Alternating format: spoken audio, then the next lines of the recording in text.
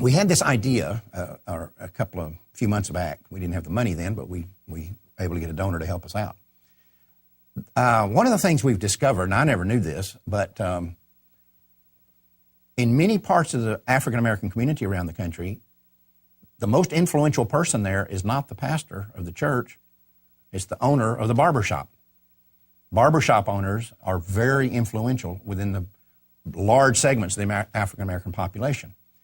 And as you can tell, barbershops aren't a big issue to me. White barbershops are black barbershops. I'm my own barber. I take care of that every morning when I take a shower.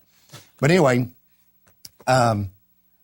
we started having barbershops calling, buying my office and saying that they were showing them in the barbershop and that their people are hanging out there. And we started making this discovery that the barbershop is a sphere of influence within the African-American community.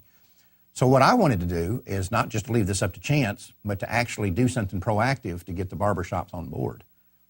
And we were able to get a donor to help us out. We had to pay for part of it, and he paid for part of it. We sent last week, it went out last Thursday, a copy of MAFA 21 to every African-American barbershop in the country, 8,400 of them, 8,396 we sent out. And with a little card in it telling them about the Barbershop Project and that they were being sent this for free and want them to show it. Most of them at this point have not arrived at the barbershops. No, very small of them, percentage of them have. But we're being swamped. It is taken off. Just last night before I left here, I answered a phone call. I was the only person here. And a guy from a barbershop in Florida called and ordered 100 in my office. He and two of his customers who were watching it in his barbershop said they wanted to order a case of them and start handing them out. And so they're ordering 100 in my office. Just this barber and two of his customers polled their resources to buy a case in my office. So I think that's fantastic. I think it's great.